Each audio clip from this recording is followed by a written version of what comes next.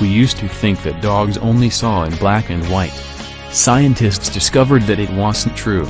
Dogs can actually see gray, yellow, and blue. Sight is another sense that we have that is much better than dogs.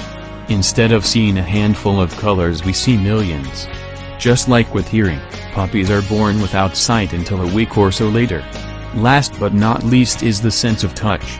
It is the only sense that they have that is similar to ours. Besides their paws, dogs have little whiskers that also help them feel. Like a cat.